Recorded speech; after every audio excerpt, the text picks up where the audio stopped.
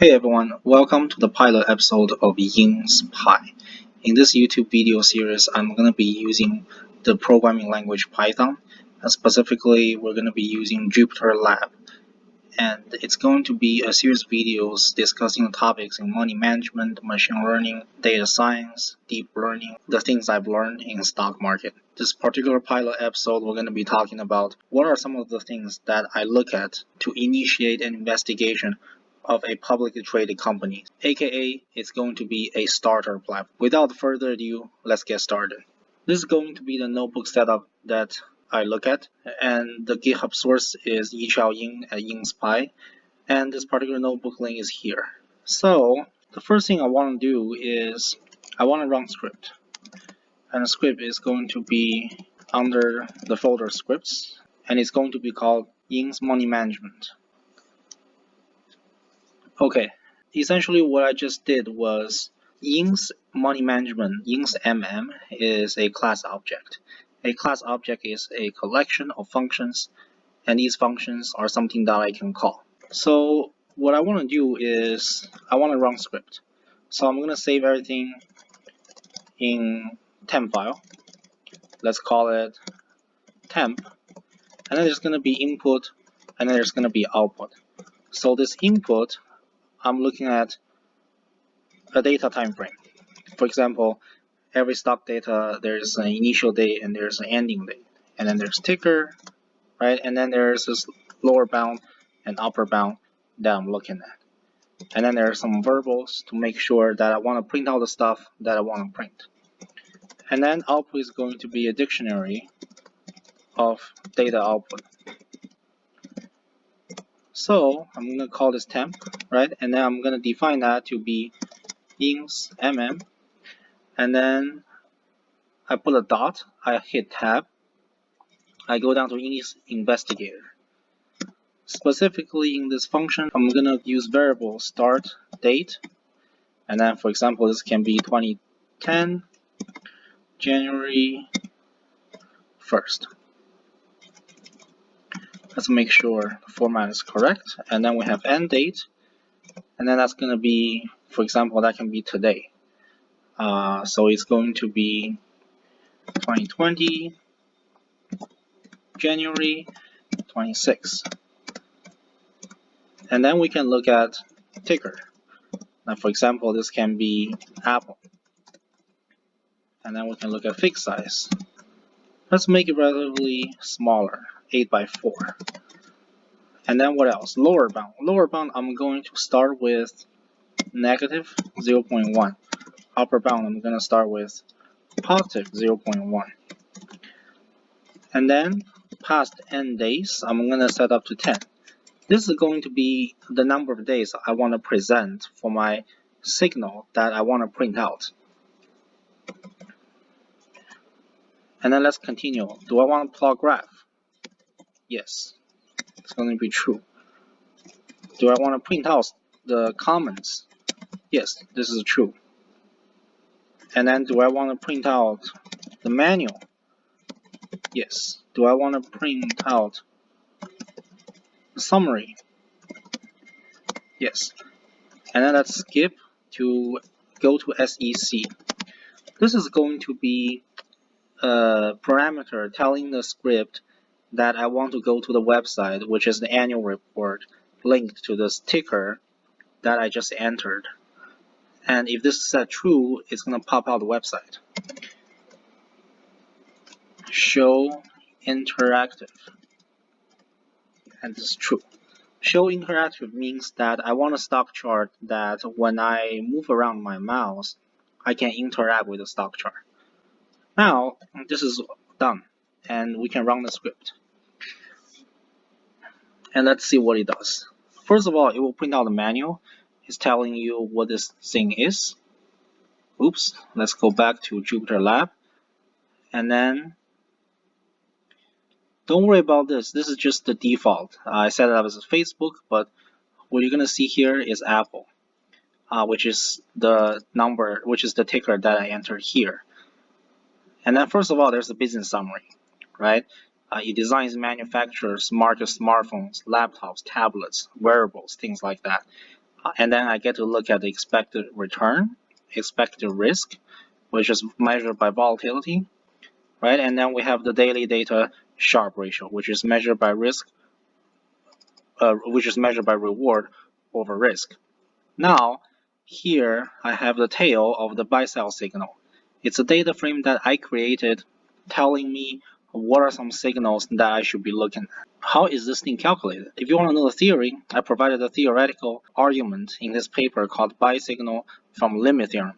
But essentially what we're trying to say is if this value gets higher to a certain point, it's going to be sell. Gets lower to a certain point, it's going to be buy. And it's based off central limit theorem, which essentially says the stock charts follow a normal distribution. And as you can see, the average buy signal is 3%, average sell signal is about 13%. Now, I typically want to move around this lower bound and upper bound to ensure that this percentage fall beneath 2%. And then, last but not least, I have the website printout. There are 2 websites listed here. Of course, you can add more.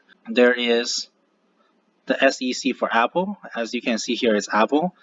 And then I will go to the interactive data. This is going to be the most recent one, 2019 October. And then immediately I get to see the cover page of their annual report. I can click in 10K. And then this is going to be an interactive PDF presented by the SEC website, which is the official sources for annual report for the public traded company. As you guys see, all these links are clickable, and I can scroll down to the table of content. Let me zoom in a little bit, and then I can read off the list of things on their annual report. I don't really read too much into this information, but there are a couple of things that I'm looking at. MDA is definitely something I'm looking at. If there's lower net sales by iPhone, I want to make sure I'm aware of that. I want to know net sales by categories: iPhone, MacBook, wearables, things like that. And then, of course, I can scroll down to check out their operating performance. This is going to have a different demographics. Something like that is definitely interesting, right? The iPhone sales in China is, of course, different than in Europe, and of course, different than that of America. And then I also want to take a look at the gross margin. Now, pretty much after that, I will skip back to table of contents, and then I'll pretty much go down to financial statements. In financial statements, I can look at the income statement, right? It gives me annual report ended on the date September 28th. I have the sales, net sales, COGS, and earnings per share. So something like that, it's interesting. It follows a conventional trend, and it's definitely going to be something I need to check out. And then, of course, we have comprehensive income, and after that, it will be balance sheet. I want to point out one important thing. In balance sheet, I don't really look at a whole lot of things. I will mostly be looking at marketable securities if they have any. If they don't, then this is not gonna be here. Other than that, I probably want to take a look at their inventory as well as their retained earnings. Retained earnings is going to be something extremely important, and I definitely want to see this number going up, if not stay consistent at their level. So, for example, 2018 to 2019, their retained earnings dropped from 70 to 45. It could be shares buyback, right?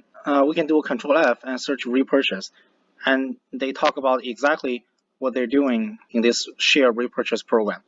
So something like that is definitely interesting. In stock market, it's about supply and demand. If the stock price go down and the company has enough cash to go against the market, it essentially can hold out the bottom by themselves. And this is going to be true because if you look at the balance sheet, let's go to financial statement, let's go to balance sheet. This is going to be in unit of millions. And we're talking about 70 billion, drop to 45 billion. Essentially what this is saying is there's a $25 billion spent potentially in shares repurchase, if not in dividends. Both are good signals to boost their stock price. So there you go. Something like that, it's definitely going to be a good positive sign for their stock performance, and it's going to be something I'm interested in. The last thing I want to mention is this FinViz website. FinViz.com is going to be something that's summarizing some basic technicals and fundamentals as well as a list of news. I don't read too deep into each of these news, but it's good to keep a comparison. I want to see consistent signals from different sources of the social media. Financial Times, Investing.com, MarketWatch, Bloomberg, Reuters, Barron's. If they all say the same thing, then perhaps we can make some inference out of that. Before we finish this video, I want to show you guys one more thing. I saved everything in temp. So now I'm going to do interplot, and then I'm going to do chart. This will give me an interactive plot. Let's take a look at what this looks like. Aha, there we go. So this is going to be interactive plot. This plot is allowing me to interact with the charts by moving around my mouse. For example, I can zoom in.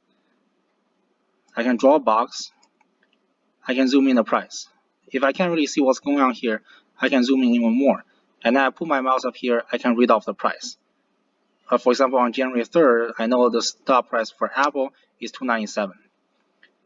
Last but not least, I want to show you guys one more thing. Signal. This is going to be a time series technical pattern that I designed myself and tells me specifically when to buy.